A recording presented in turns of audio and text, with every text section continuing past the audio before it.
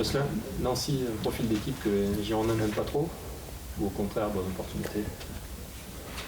On sait qu'ils sont mal classés, que même s'ils ont fait plutôt deux bons matchs récemment à Lille et contre Paris, ils font pas de résultats, donc ils vont vouloir prendre des points. Ce sera sans doute un bloc défensif assez regroupé. Ils jouent généralement à 5 derrière, donc c'est assez dense. Ce sera à nous de trouver la solution pour les mettre hors de position. Est-ce que vous avez justement tiré des leçons des matchs précédents à domicile qui correspondaient à peu près à ce que vous allez avoir? Il faut qu'on puisse concrétiser les occasions qu'on a. On avait réussi à s'en créer contre Angers et un degré moins de contre-camp en première mi-temps. Il faudra concrétiser évidemment. Parce qu'une fois si on arrive à trouver la faille à marquer, c'est plus les mêmes matchs. Donc c'est vrai que les matchs d'Angers et de Caen se ressemblaient là-dessus.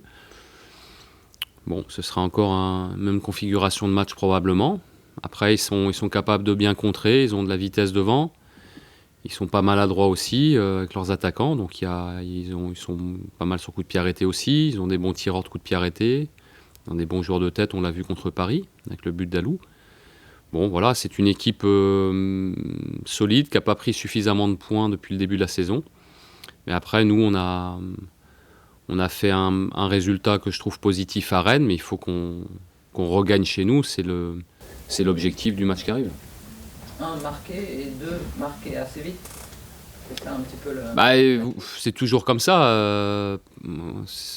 On aimerait prendre de la confiance dans ce genre de match et ne pas connaître le même scénario que contre Caen, où on tente énormément, on est chez l'adversaire, on a le ballon en permanence, on prépare bien, mais on a du mal à finir. Je crois que on est capable de faire ça, on l'a déjà fait. Est-ce qu'il faut un peu plus d'insouciance offensivement? C'était un peu le cas en début de saison, ça a donné cette impression en tout cas. Moins de calcul.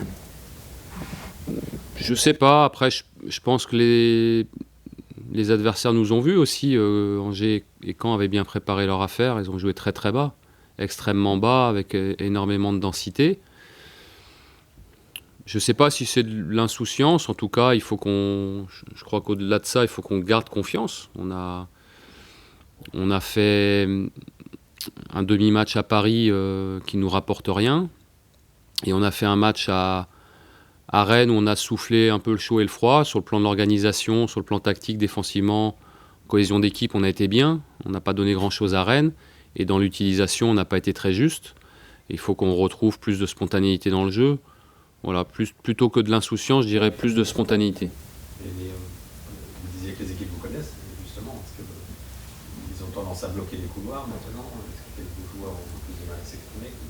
Malcolm, par exemple? Ouais, après, je pense que la situation de Malcolm, il a fait un très bon début de saison. Il a été blessé contre Lyon et il a traîné sa blessure jusque récemment. On avait profité de la trêve pour le soigner. Il a été arrêté pendant la trêve. Donc finalement, sur le mois dernier, il s'est assez peu entraîné. On a fait en sorte de le ménager pour qu'il puisse faire les matchs. Mais un joueur qui ne s'entraîne pas beaucoup, qui fait que les matchs, à un moment donné, il le paye. Donc je pense que Malcolm a refait une bonne semaine de travail. Il a plus mal. Donc ça, c'est important pour qu'il retrouve des jambes, sa vivacité et son inspiration surtout. Je pense que c'est plutôt ça qui lui a fait défaut là récemment. La convocation d'Adamounas avec l'Algérie, c'est une évolution normale pour justement un joueur qui est en pleine progression? Déjà, c'est son choix. C'est son choix. Je pense qu'il a du talent et c'est encore un joueur tout neuf. Ça fait peu de temps qu'il joue avec les Girondins. On peut penser que en progressant encore, il aura peut-être eu son mot à dire en France, mais il a fait ce choix-là. Si c'est son choix, il faut le respecter. Il va être sélectionné pour le mois de novembre. Voilà, ce sera une expérience supplémentaire pour lui. Il veut jouer pour l'Algérie, probablement connaître une grande compétition internationale comme la CAN. Ça fera partie de son bagage et de sa progression personnelle. De façon plus globale, au niveau de ces sélections, les joueurs vont en sélection alors qu'ils ont 5, 6, 10 matchs de Ligue 1 ou d'autres championnats. Est-ce qu'on ne va pas trop vite avec eux? On peut le penser, surtout chez les plus jeunes. En Europe, en tout cas, pour jouer en équipe de France par exemple, il faut montrer patte blanche quand même. Il faut avoir quelques références. Généralement, il faut avoir déjà joué la Coupe d'Europe de manière régulière, si possible la Ligue des Champions, avant de pouvoir peut-être postuler. Mais après, c'est les choix des sélectionneurs. On peut pas en vouloir non plus aux sélectionneurs de sélectionner des jeunes joueurs de temps en temps. Dans le cas d'Adam, c'est vrai qu'il est encore très jeune. Il a encore plein de choses à faire, même si c'est un joueur très intéressant avec un gros potentiel. Mais il y a encore plein d'étapes pour lui. Et c'est pas parce qu'il est sélectionné pour la prochaine sélection avec l'Algérie que c'est arrivé, que c'est un joueur de niveau international. Il a encore plein d'étapes. Il en prend le chemin, le bon chemin, parce qu'il a, après un mois d'août qui a été compliqué parce que il s'est pas beaucoup entraîné non plus en juillet. Il a été énormément gêné. Il lui a fallu un peu de temps. Je crois qu'aujourd'hui, on a un vrai joueur compétitif. Le risque, ça peut les desservir. Ils peuvent prendre la grosse tête en disant ça y est, je suis arrivé. Je ne parle pas d'Adam, je parle de façon globale pour des jeunes. Ouais, après, ce qui est plus embêtant avec les sélections, c'est quand ils partent 10 jours, 12 jours, enfin plutôt 10 jours, et qu'ils ne jouent pas. Parce qu'on sait très bien que s'il y a un match ou deux matchs, entre les matchs, avant les matchs et entre deux matchs, ils s'entraînent très peu. Donc on récupère des joueurs qui ne se sont pas beaucoup entraînés, qui ont voyagé et puis qui n'ont pas du tout de temps de jeu. Donc on perd des fois un peu de temps avec ces joueurs-là. Pour ceux qui jouent, c'est très bien. Milan, à chaque fois qu'il y va, il joue tout le temps, donc c'est bien. Mais dans le cas de la dernière sélection, entre Diego Roland, François Camano, Thomas Touré et Igor Levchuk, les quatre n'ont pas fait une minute. Alors bon, c'est là-dessus que c'est surtout embêtant. C'est plus sur l'aspect forme du moment et dynamique que le fait d'aller en sélection et de se prendre pour d'autres. Bon, là-dessus, on n'a pas de souci. Alors Thomas, il s'est blessé lundi. Il avait très mal. Et puis l'examen a révélé qu'il avait une désinsertion au niveau de ses ischios. Donc il consulte en ce moment même un chirurgien à Paris. Mais on attend l'avis chirurgical. Mais il va vraisemblablement se faire opérer. Et si c'est confirmé par le chirurgien, il l'opérera demain. C'est un peu le style de blessure qu'a eu Clément Grenier, par exemple, je crois. C'était aux adducteurs, Grenier, je crois. Il me semble qu'il avait fait... Je connais pas, je sais pas ce qu'il avait eu. Apparemment, c'est des blessures qu'ont souvent les rugbymen, puisque le chirurgien que Thomas voit aujourd'hui opère souvent les rugbymen. C'est pas une bonne blessure. C'est une blessure sérieuse qui nécessitera sans doute, je prends des précautions, mais qui nécessitera sans doute une opération, et ça veut dire plusieurs mois d'arrêt. Dimanche, il y a le Paris Saint-Germain-Marseille, le Classico. Vous qui avez joué à l'OM, est-ce que vous trouvez que ce match il a la même saveur qu'avant? Et est-ce que vous avez des souvenirs de cet affrontement à l'époque? C'était en 98-99, c'est ça? Ouais, le premier, j'étais dans la tribune. Le deuxième, je suis pas rentré. Voilà pour les souvenirs. C'était pas électrique. J'avais pas trouvé ça électrique. À l'époque, Marseille était au-dessus de Paris. Ça a changé aujourd'hui. Paris domine. Ça reste un match de haut niveau, avec de la ferveur. Mais il y a encore un gros écart entre les deux équipes. Je l'ai vu 2 fois sur les 2 dernières semaines, à une semaine d'intervalle, et j'y retourne demain matin. Ça s'est nettement amélioré, il y a eu du très bon travail de fait. Et la solution de conserver ce gazon ressemé, qui était la meilleure solution dès le départ, pour éviter un plaquage, c'est la solution qui sera, je pense, pérenne.